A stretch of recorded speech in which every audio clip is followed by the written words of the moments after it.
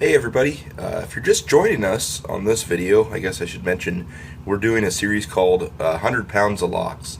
And as you probably saw on the title page, I bought 100 pounds of locks off of somebody, and I was just going to go through them all to show everybody what I got in this huge lot of really beautiful locks. So this is going to be one of the videos in the series. If you like this one, go back and check out the rest, and keep watching, and there's going to be a lot more to come because we're only, I think, 40 pounds through it, so or 40 locks through it. There's about 200. So anyhow, we got next 10 here, and we got some winners and we got some clunkers, but they're all pretty in my eyes. Got this pin tumbler Elgin. I know I can't pronounce that. Neat keyway on that, and looks like it might be removable core. I don't know. I'll have to pick it open and find out. But no other writing on it. But a solid lock. It's probably made of solid cast steel or something like that, or cast iron. Neat little lock though. I'll be interested to find out if it has a removable core or not. That'll make it a lot easier to make a key for it. Next up, nothing too big here. Yale wafer, and this one does have a removable core. And I've taken these apart a bit before. I could never get them back together, so I probably won't do that with this one, or maybe I will to practice or something like that. It says made in the USA. I love how the Yaleys stamp their entire name on the back of the, or on the shackle, either on the back or the front. I've seen it both. And this one's got a chain attachment, so no one can run off with it. And just kind of a neat design down the sides. Looks like probably a 60s or 70s, maybe 80s. I'm not sure, but had some blue paint in there. It's still you can kind of see till this day. But anyway, there's a Yale wafer. And got a sesame, another sesame. This is the second one in that. I think I got 3 or 4 in the batch, but I saw when I opened them. This is kind of neat. It's got a brass shackle. It's got the chain. It's got, I don't know if that's a combination code or something like that, but you can't change the combination on this one as far as I know, so that probably is some kind of Corbin combination code for this, so you can open it. Like I said, I've been having mega trouble trying to decode these, and I don't know why. Well, I do know why, and I'll show you. I made a cutaway. I cut off the back of one. I'll show you in another one of my videos when I dig it out of the rest of them. But anyway, Corbin Sesame is pretty old, and still nice and works good. The numbers still turn real nice. So I've been just trying random combinations in it and doing my best to get down to decode it, and I just can't find anything, any indicator to tell me where I'm at. So old brass sesame, neat little lock. We got this Slayco, and I'm guessing that's a sleigh maker. They were trying to like make the name sound cooler or something like that. It's a wafer tumbler, and it's got a pretty neat little keyway there, but neat profile. Kind of lays flat on the back. 2-part body, it looks like, maybe. Or maybe it's one solid. No, it's 2-part. You can see the seam there. Sorry, I was looking over the camera. But Slayco, and this was $5. Whoever was selling it for $5. I don't know. That's probably why I got it, because I don't think it would sell for that. But heavy. It's really heavy. It's not like the hollow-bodied locks that you see that are really light and feel kind of flimsy. This one feels pretty stout. And I like that design, that milling in there. That took a lot of extra work. Or that's probably not. That's probably cast and then milled out just a little bit, I'd guess, but it's pretty cool. Slayco. Let's see here. This Taylor's neat. This is a lot larger than I normally see these Taylors, and it's a wafer, which is pretty common for these, but it's heavier, a lot heavier. Big old cast body. I love how they used to take the time to make these like profiles. Like this. I don't know what you would call it, but it looks like, like a picture frame or something. It's kind of neat little flair they put on them, and that was all part of the competition back then. Is the locks were all pretty secure. It's just you had to make the prettiest one, and Taylor did a good job. I like that. I like that outline, and it had the kind of like the step up, and their logo is pretty neat. But anyhow, this comes with a working key. I think it's on a string, so I'll take that off and find out. See what the tag says. $4.65. Maybe an auction lot number or something like that. But anyway, that's Taylor. No other writing on it. Pretty heavy. Neat lock. And we got this sleigh maker. This is just your standard warded sleigh maker, 2-piece body. Ooh, I didn't see this. L or JLV, and then it has a L on it. JLV, I don't know what that means.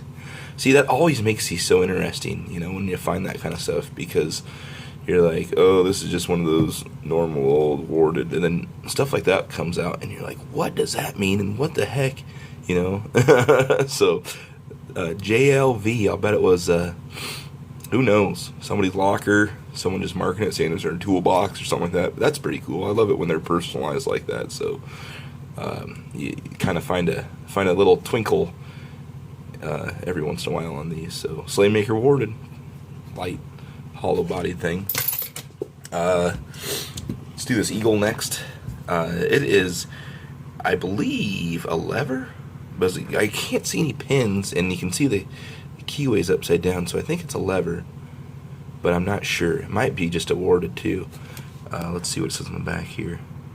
Eagle Locks, Terryville, Connecticut, and then made in the USA. And I thought I saw something else written on it somewhere, but I may be wrong. But anyway, 2-part body. It's really heavy for how light it looks, because it's really thin metal, but it's really heavy inside. So there's probably a lot of stuff going on in there. It'll be fun to try to pick that open and see what's going on there. But I'm almost positive it's either a lever or a warded little eagle, or a big eagle. Nice big eagle. Okay, so up next we have this Yale. It's a warded one, or excuse me, not warded, a wafer lock. It comes with the original key, which was aluminum. And I know what Yale did this for a while, and I don't think it was very long-lived because the keys were so easy to break that they would just break off in the keyway a lot of the time if the lock wasn't lubed or if the key stuck just a little bit. And then especially if there's a really deep cut on the front of the key there's a couple there that would probably make this a whole lot weaker if they would have done higher cuts here. But anyway, that's I think it's aluminum body. It's pretty lightweight, cast aluminum body, and I'm not sure how old this one is, but I do have a couple. Like it. I've got this Yale. It's a pin tumbler though, and similar body style, quite a bit larger though. I've got another one with the original keys, a little bit shinier. I bought this one new, or new old stock, I guess. So there's the keys. This one has Eaton keys. It says Eaton on the top.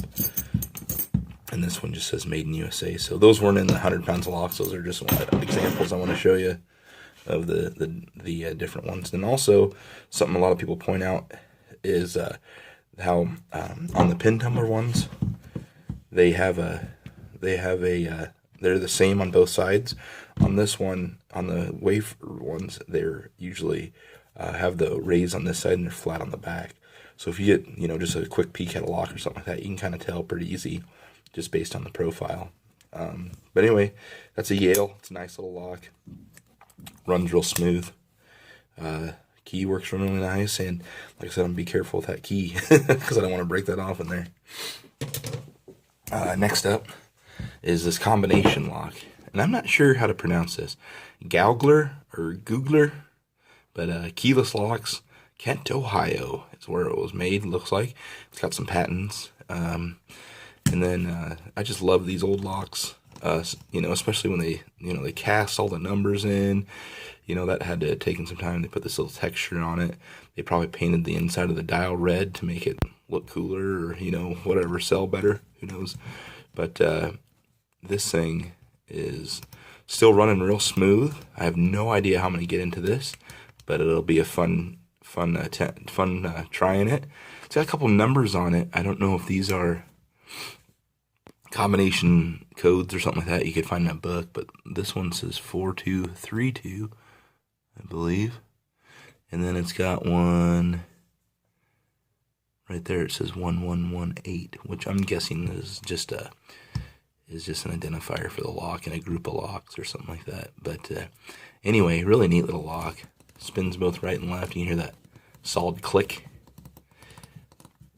Still clicking real nice till this day. So it's a Googler or Googler. I'm sorry for butchering these names, but I am the lock butcher. No. Last but not least, I want to show the Slaymaker. I did another video a while back on a Slaymaker pin tumbler. It was this one right here. And Luke's Locks commented on how cool it was to see a pin tumbler version of the Slaymaker. And I said, oh, just wait, there's another one coming. And this is the one on the first video. And this is this one. So it's got an Ordnance Department USA stamp on the back, which is really cool. I don't see those very often on Slaymaker locks, especially littler locks like this or smaller locks like this. And this one's got the chain, obviously, so you can't run off with the lock. It's got CW51 written on the top. I don't know what that means.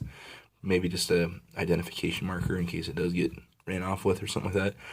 And I can't believe this ended up in this lot, because if this was only $2, I can't believe someone didn't see this and buy it. But the keyway, I mean, it was used. They used the heck out of that thing on this one. Keyway is nice and crisp still. This one is just all worn out. So, or it just might be a different keyway, I guess. I don't know. But it looks like a worn out version of this one. But anyway, that's the one I was gonna knock your socks off with, was the Department of Ordnance lock. And like I said, for $2, I can't believe this didn't get sold, you know, at the antique store it came from, or the flea market that it came from. Just goes to show, sometimes people, you know, you just gotta flip over that lock. Sometimes you'll find something magical on the back or something. So anyway, that's our next 10. Hope you enjoyed these videos, and we're gonna be doing plenty more. Here's all of our here's the first basket still. We got plenty more in it. We still got a bunch more in the other basket, still full to the brim. And then this is what we've been through so far. So if you see anything you like in there and you haven't seen any of these yet, go back and watch some of the older videos. Thanks a lot for watching, and I hope you enjoy watching these videos as much as I do making them, because going through old locks is just really cool to me. So we'll have 10 more coming up later. Thanks for watching.